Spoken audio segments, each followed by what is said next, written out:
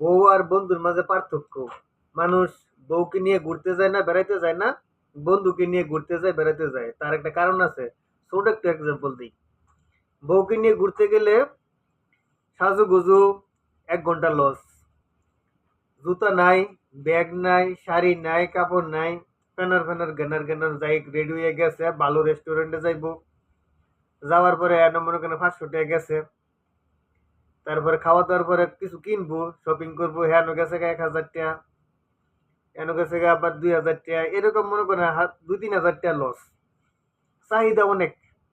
আর যদি আপনার বন্ধুরে নিয়ে ঘুরতে যান, যদি বিড়ি খায়, তাহলে দুই বন্ধু মিলে একটা সিগারেট খেয়ে লিছি বাক করিয়া।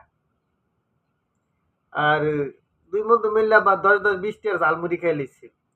একটা নিচে দুজনে ২টা কার্ড নিয়ে খেয়ে লিছি। বা ২ কাপ চা খাইলো, বাস তাদের খাওয়াও শেষ, ঘুরাও শেষ। কম টাকায়। কিন্তু বউরে নিয়ে সম্ভব নাই এই কম টাকায় ঘুরা। এই জন্য বউরে ইগনোর কইরা বন্ধুরে নিয়ে ঘুরে। এটা সকল বউদের প্রতি মেসেজ। জামার সাথে এত বকর বকর না কইরা, এত চাহিদা না দেখে বাস চুপচাপ ঘুরে ছুটে আয় পারবেন। আজীবন সম্মানও পাইবেন, আজীবন ঘুরতেও পারবেন।